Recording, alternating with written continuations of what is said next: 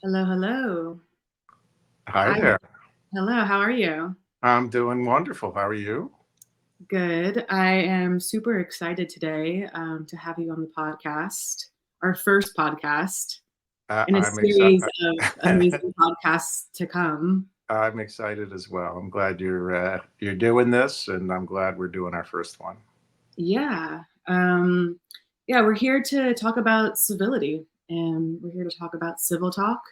Keith Fox is co-founder of Civil Talk, and we're going to use this time to talk about civility in college atmospheres and different professional atmospheres, and that's basically what our podcast is going to be revolving about, which is very apropos considering the times and current social zeitgeist right now. So I'm excited to get started and ask you a few questions and banter Yeah, a little yeah, bit.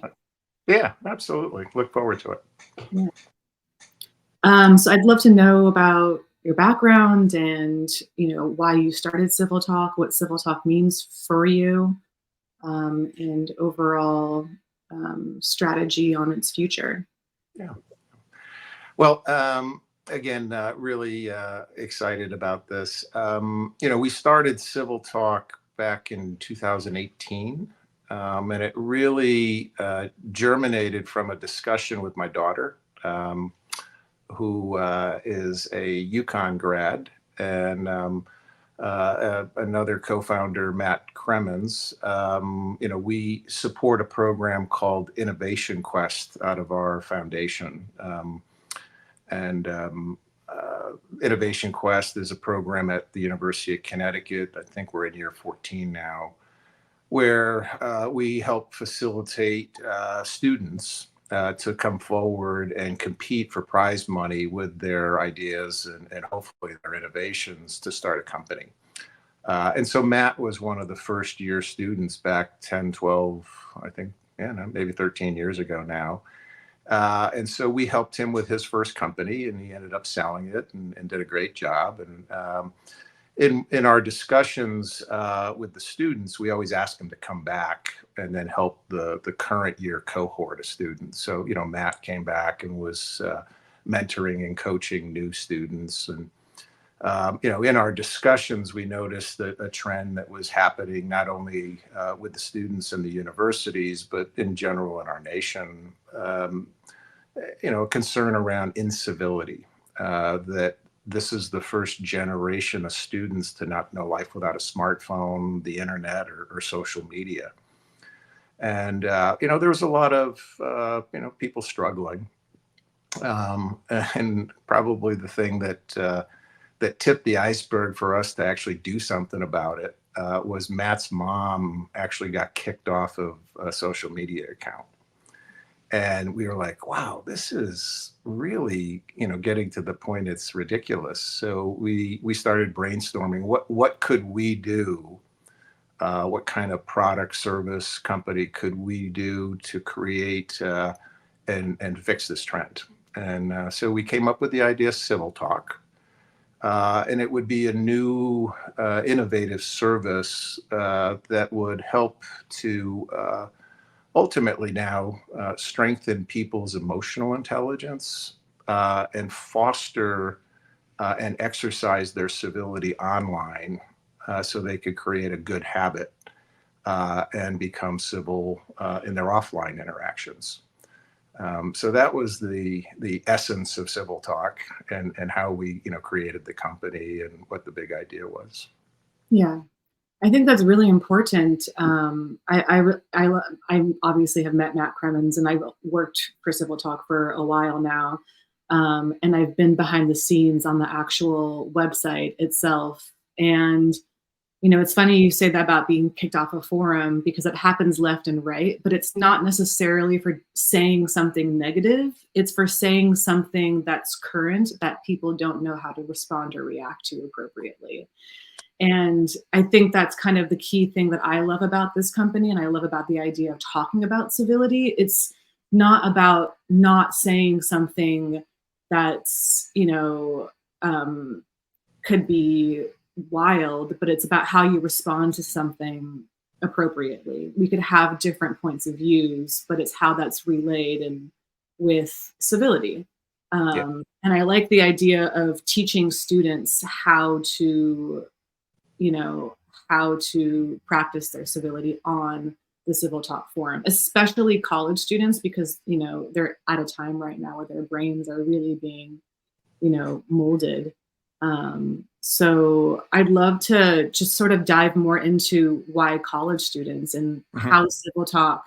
Do you have any plans for Civil Talk to branch out of the college atmosphere?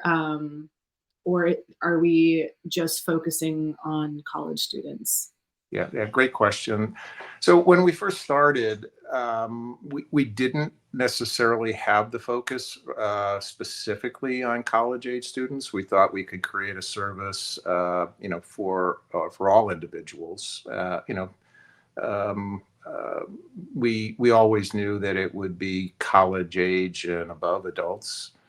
And we started with a focus on our first feature, which was how do you um, empower people to freely speak and not be afraid of the reactions from other people on the forum.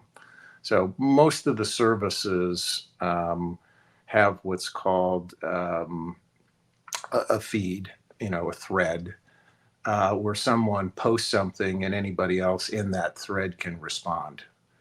And sadly, that's been adopted by pretty much all the social media companies of all ilks: Facebook, Twitter, now X, and a lot of the forums. And so, what that does is, yes, it gives everyone free speech to post, but it also gives everybody free speech to react. And most of those services are predicated on an advertising business model. So they were built to get people to react, Right. and that's why the research from Pew Research over the years has shown that social media has fostered incivility in our nation. So Right. social media has a lot of great things about it. I worked at Apple and Cisco. I've been in high tech for 40 plus years. I know the history of all this. Right. And so there's some great things about social media, but the bad part is it fosters reaction Hmm. and to some degree emotional manipulation because they have to sell ads. They Right. want you to react. Yeah. Um, There seems to also be an addiction to reacting a certain way. There's a lot of very triggered people in society, and there is an addiction to going online and reacting negatively and kind of like pouring out all of their emotions. And the one thing I really love about Civil Talk and practicing civility is it's not necessarily saying you can't feel angry or you can't feel frustrated, but there are ways in which you can relay that is healthy. yeah.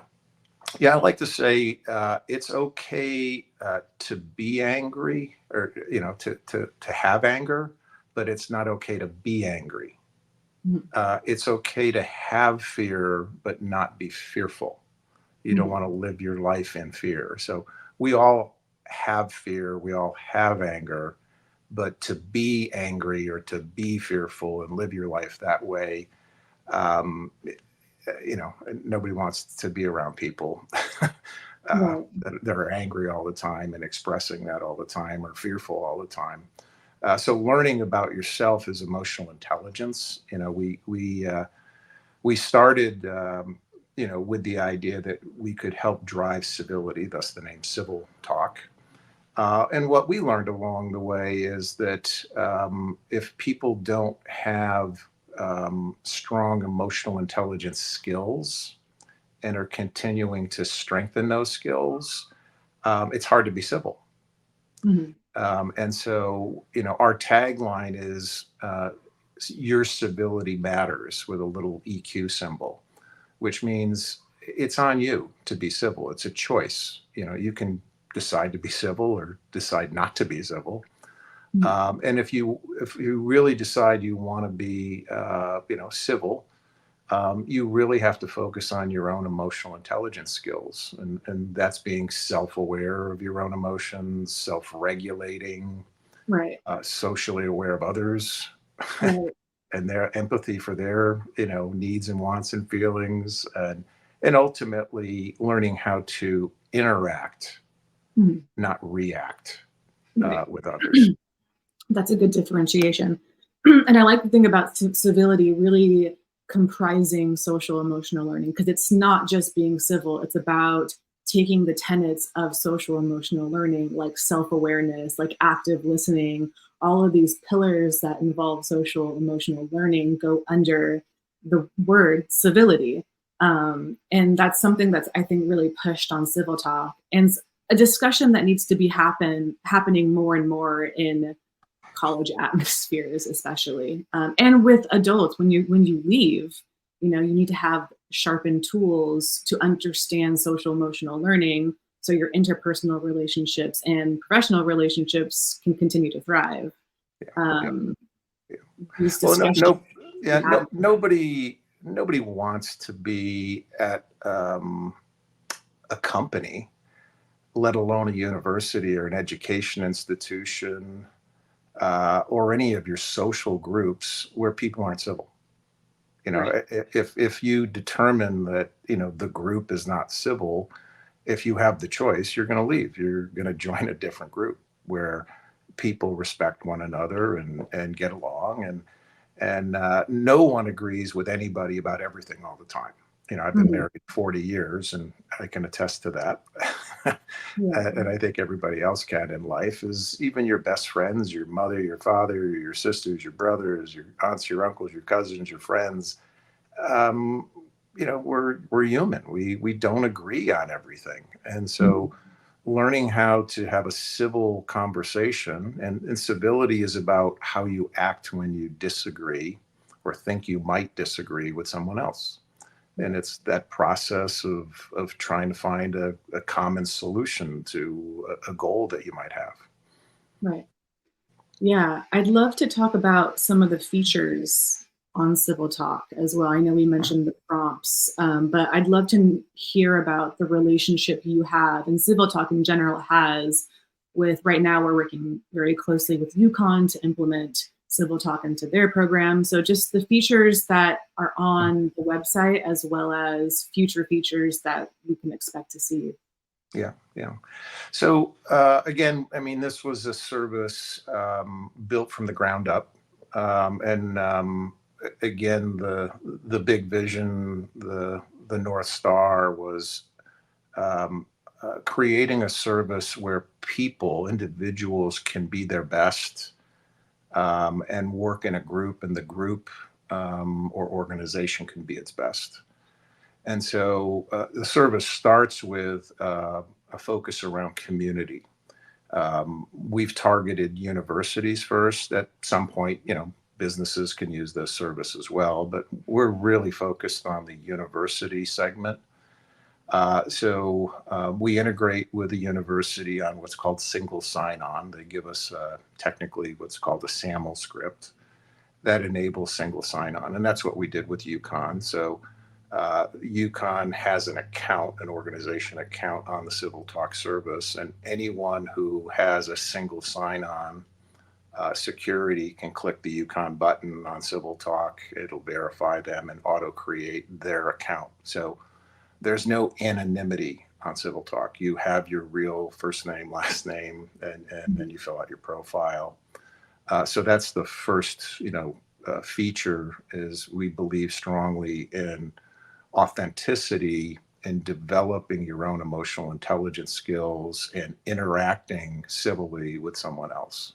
Mhm. And there's a time and place for anonymity. When you vote, you want to be anonymous. But in terms of this service, authenticity is very important in developing emotional intelligence and exercising civility with others on the service. So community is a big feature. The second big feature is around how you interact on the service.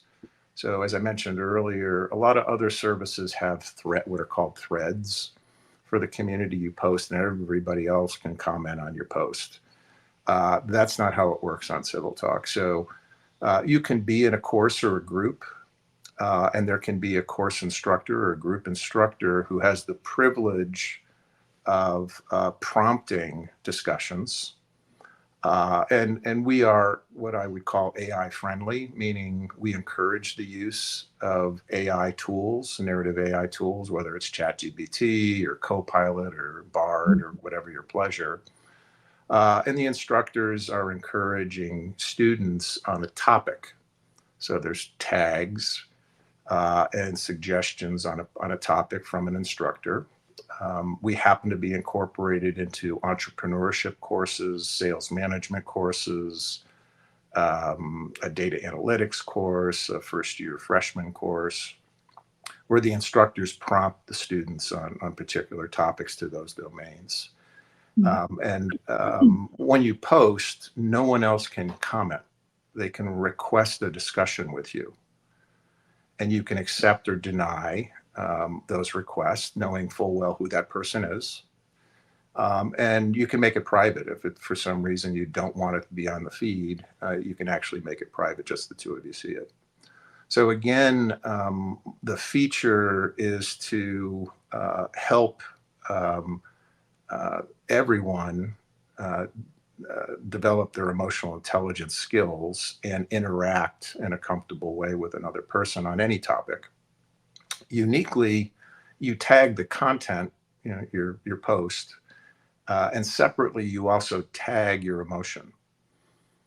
Mm-hmm. So on Civil Talk, we're really trying to get people to discern what they want to say about what topic and how they feel about that, so the other people reading it can get the context of that post, not only the content context, but where the person's coming from emotionally.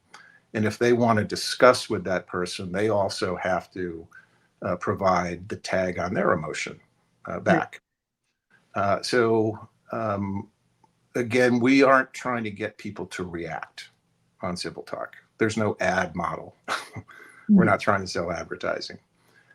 We're trying to get people to develop their emotional intelligence skills and exercise their civility online in this forum, so that when they use other digital tools like email or texting or social media, they are better at it because they've learned how to actually interact on digital. And then if you're practicing well on digital and doing that all the time, it's a good habit, and it becomes a habit, and that's how you act in your face-to-face meetings, whether it's on a Zoom call or over a cup of coffee in real life interaction. Right. Yeah, it really seems to be a space where you can react thoughtfully. You have a large options of emotions to choose from your posts. One thing I really do like about Civil Talk too is the professors are involved. The professors are prompting the students with very specific prompts, as are you. And the prompts are always really thoughtful, talking about gaslighting or talking about different social emotional learning subjects, talking about entrepreneurship. As a student, I think that creates a very lovely safe space to start going into social emotional learning for the first time. And I really like that about Civil Talk. Yeah, so thank you. A lot of work and a lot of thought from the team, from UConn faculty, students, friends of mine in the technology market over the years have gone into this. So again, we started with the idea in 2018. We actually didn't start any development the first year. We did a lot of interviews and talking. My daughter, Caitlin, who is a UConn grad, was the creative director.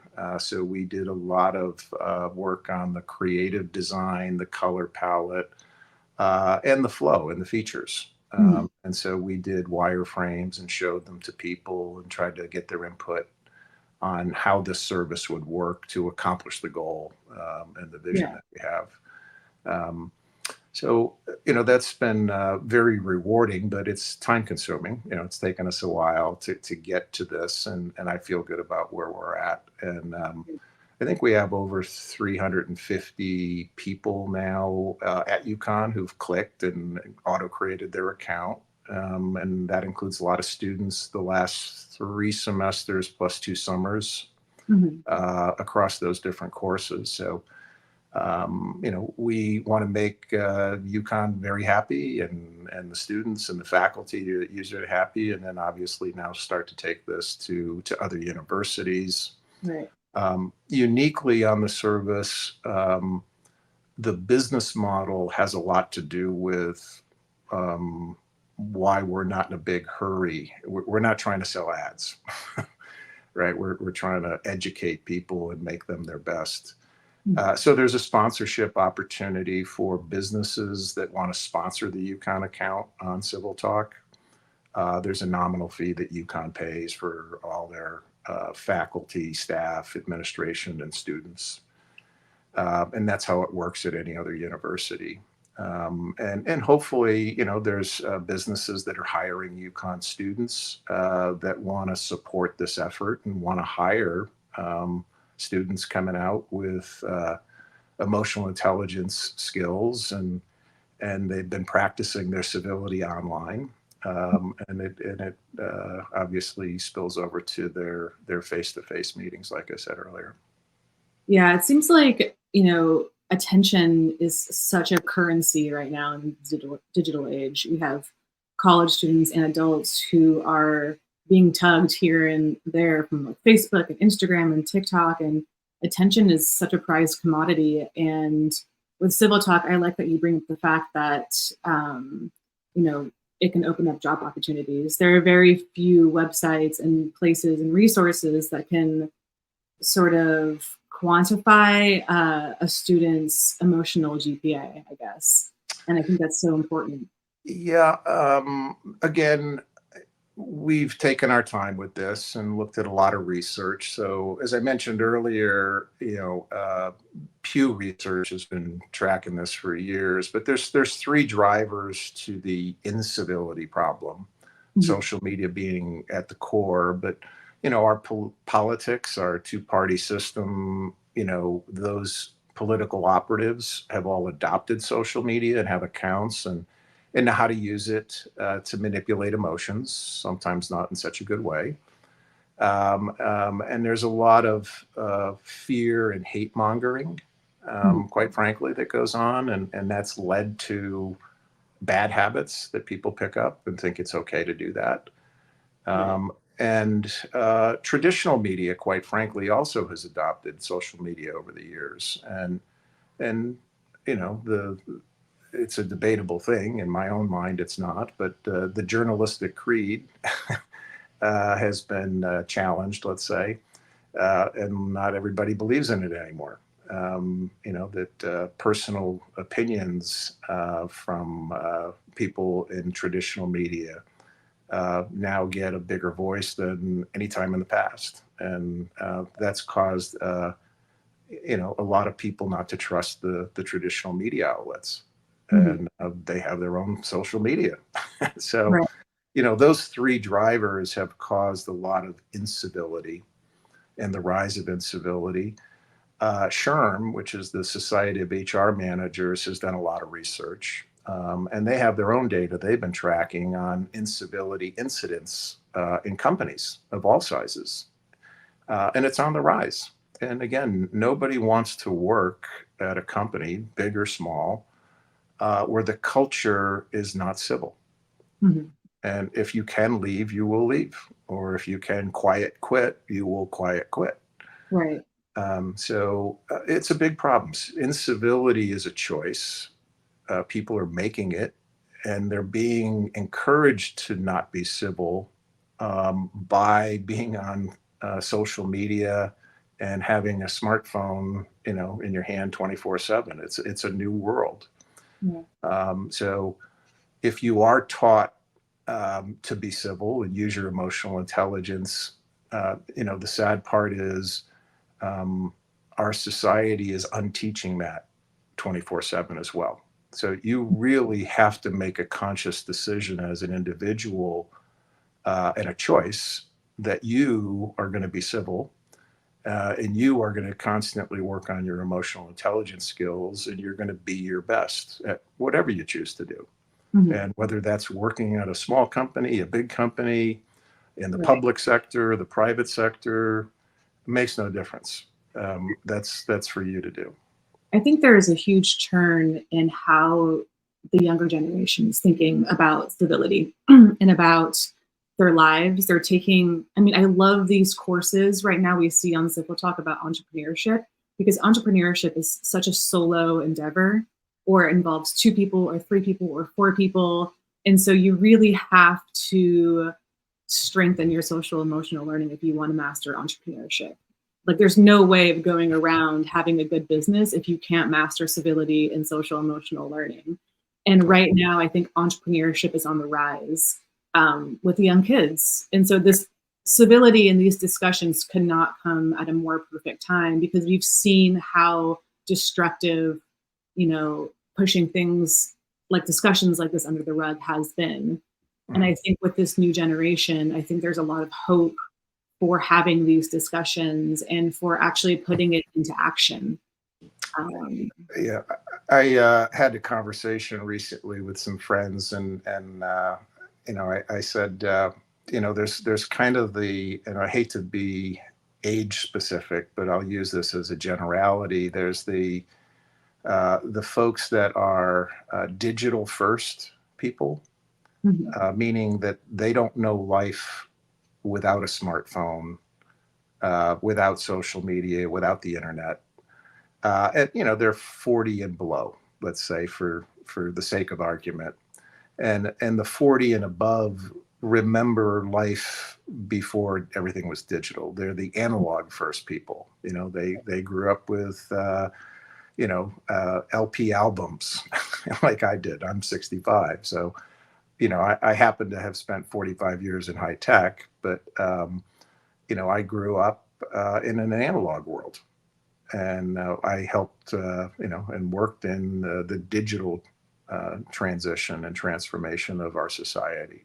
So I worked at Apple and I worked at Cisco, building the products and connecting, all these devices. And most people that are less than 40 years old think digital first. I told the story of if my daughters pulled up in front of the house, they would text people inside to say, I'm here. Right. My generation would pull up in front of the house, get out of the car, and walk up and ring the doorbell. Or honk. And that simple story kind of tells the tale of the generational challenge here, that a lot of business owners, again, kind of think analog first. They tend to be older folks. Not everybody, obviously, but this is a digital world. And, I've been through the transitions of the personal computer, the internet, smartphones, and now AI.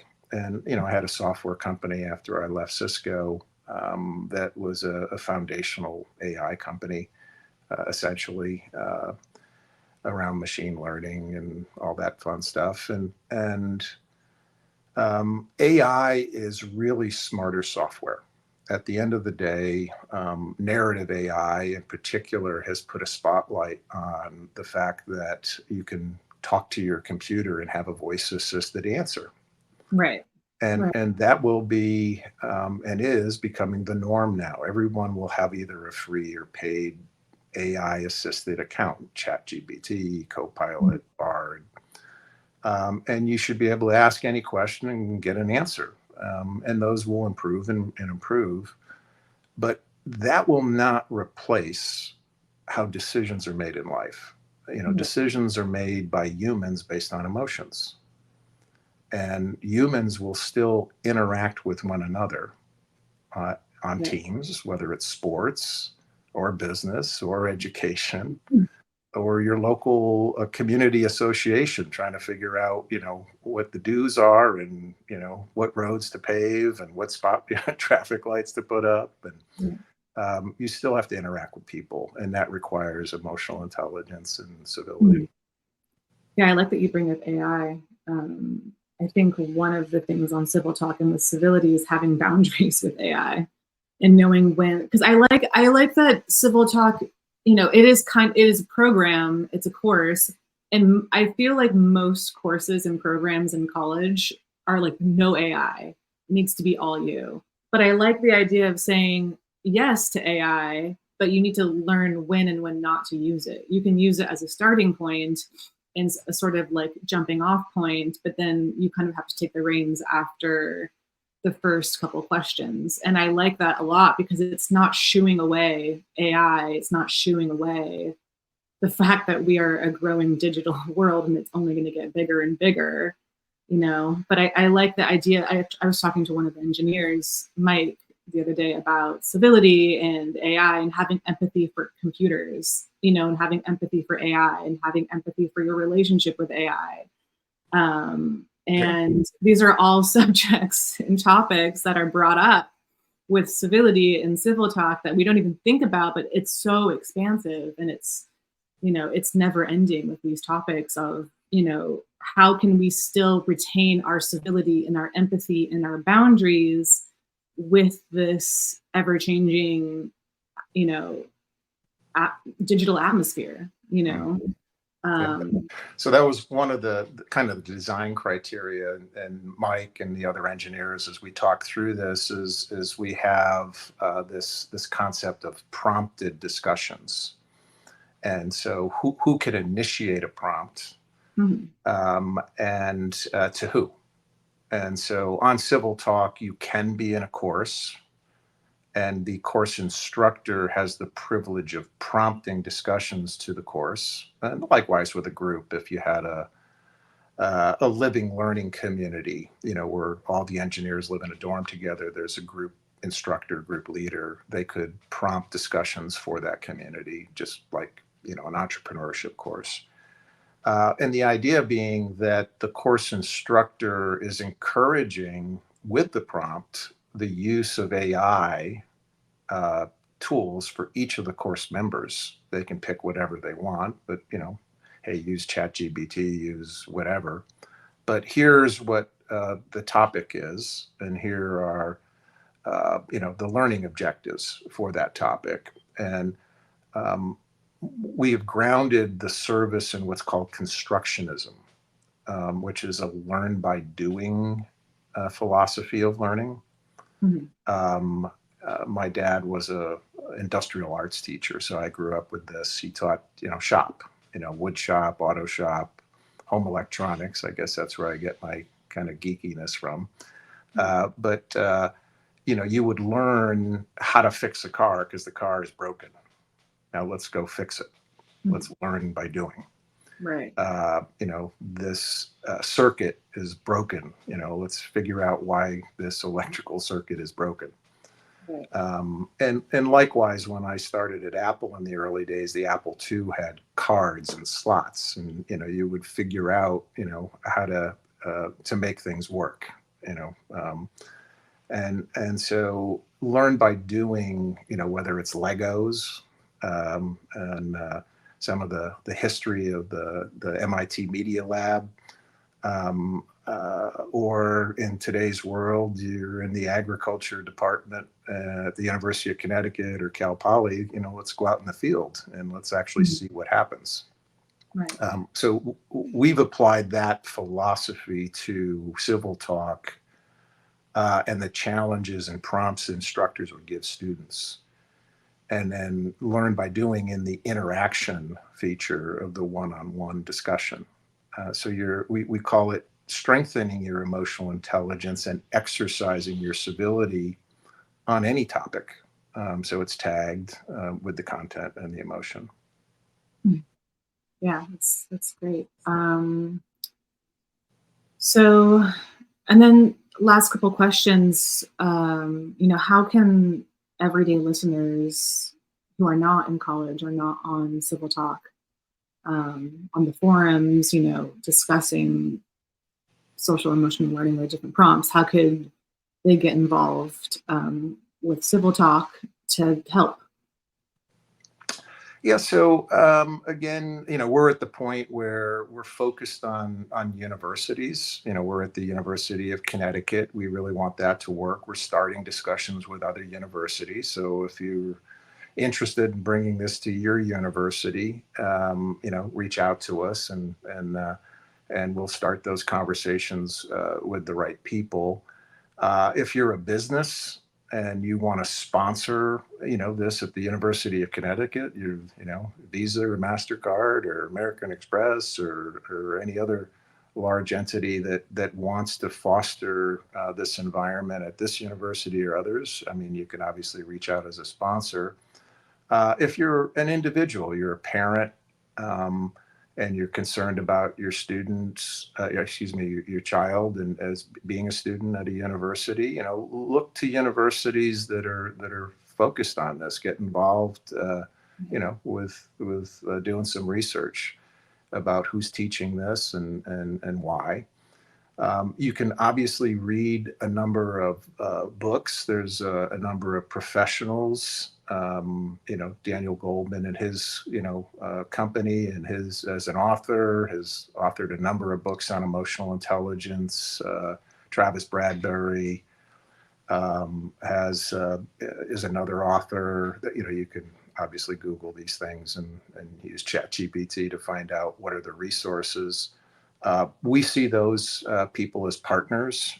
We want more people to read and learn about emotional intelligence, and develop their own skills. And obviously on Civil Talk, we'll incorporate that into courses with faculty, and apply it to domains. So there's some generic things about emotional intelligence, but then it's domain specific. How do I be emotionally intelligent as a lawyer in the courtroom, or trying to get to closure, on a case with my competitive lawyers that I'm debating with and trying to resolve the issue with. If I'm a teacher, emotional intelligence in the classroom. If I'm a business owner, if I'm an athlete, I'm on a team. Right. Listen to the best coaches in the world, and they're really talking about emotional intelligence of their players. If you're a golfer, you need strong, willpower, mental, emotional intelligence, manage your emotions, and you're going to be a winner. Right. So there's plenty of things people can do right now to focus on their own emotional intelligence, and practicing civility. We offer this service. We're hoping to work with SHRM and the HR folks that have SHRM certifications to help roll this out. We're hoping to work with universities to integrate it into their curriculum for the students. So leadership and management departments are logical places. Psychology departments are logical places. So a lot of places to get started, but I would encourage people to start reading and start practicing on your own. And if there's a place for Civil Talk in that, great. Yeah. Yeah, and we'll be running this podcast as well. So listeners, watch out for the next podcast coming out as well. We'll have a lot of resources and engineers on the podcast, as well as scholars and coaches, as you were saying, and you'll come back on the show as well. And as Civil Talk progresses, we'll have more information and details to dole out, which is super exciting. So yeah, if anyone wants to get involved, civiltalk.com, www.civiltalk.com. We're going to be on Spotify, Apple Podcasts, YouTube. Feel free to use your social emotional learning and civility on our YouTube comments to practice your SEL on YouTube comments. And yeah, any final thoughts? Well, again, I want to thank you. This was our first podcast. It's been fun, and more to come. So thank you. More to come. Yeah, see you next time. Okay, bye. Bye.